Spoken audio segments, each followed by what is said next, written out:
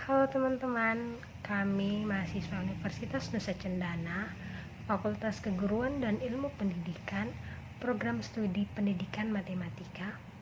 Kami dari kelompok 6 akan mempresentasikan tentang gambar perspektif dan gambar stereometris.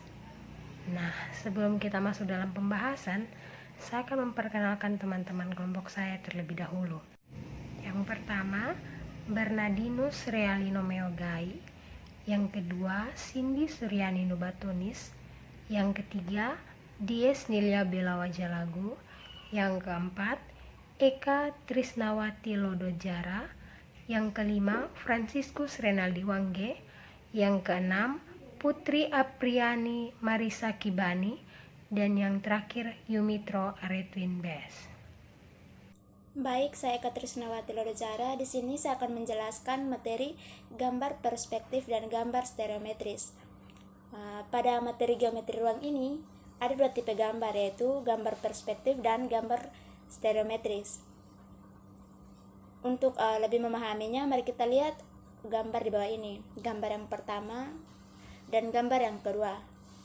Gambar yang bagian kiri ini adalah gambar stereometris, dan gambar yang kedua adalah gambar perspektif, maksudnya yang kanan. Pada geometri ruang, gambar geometri yang digunakan adalah gambar stereometris. Artinya, pangkal sudut pandang ada di jauh tak hingga. Selanjutnya, untuk lebih memahami itu, kita perhatikan contoh berikut. Baik, sekarang saya akan menjelaskan tentang contoh kubus yang digambar secara stereometris pada bidang gambar. Bidang gambar adalah bidang tempat gambar, yaitu permukaan papan tulis atau permukaan kertas tempat gambar yang dibuat. Bidang gambar selalu menghadap ke muka pengamat. Bidang frontal adalah bidang yang berimpit atau sejajar dengan bidang gambar. Bidang frontal ukurannya sama dengan ukurannya sebenarnya. Sebagai contoh, perhatikan gambar kubus di atas yang termasuk bidang frontal adalah A, B, F, E, dan D, C, G, H.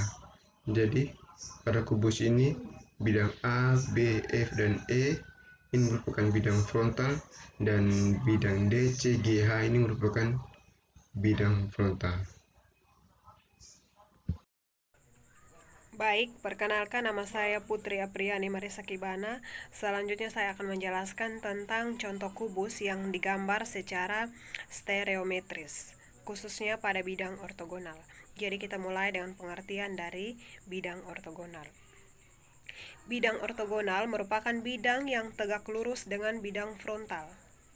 Berdasarkan penjelasan di slide sebelumnya, maka kita bisa mengambil pengertian bahwa bidang ortogonal berbanding terbalik dengan bidang frontal.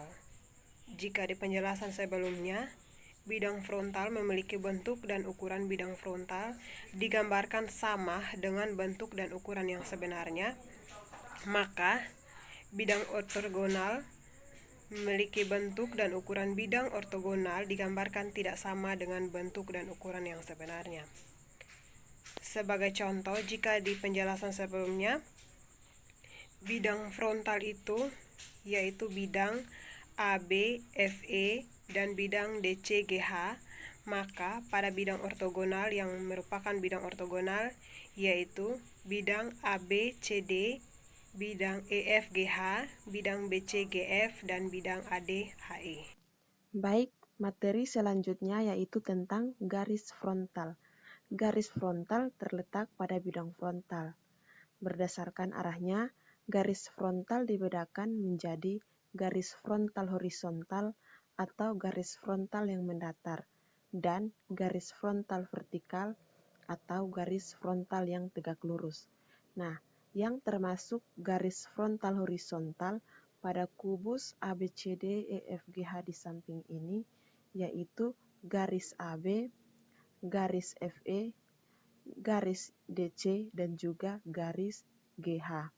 Sedangkan garis frontal vertikal pada gambar di samping ini yaitu garis AE, garis BF, garis GC, dan juga garis DH.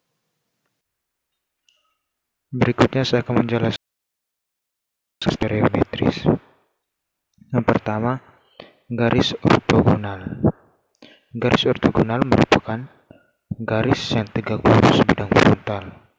Contohnya pada kubus ABCD EFGH di samping yang merupakan garis-garis ortogonal, yaitu garis AD, garis BC, garis FG, dan garis EH.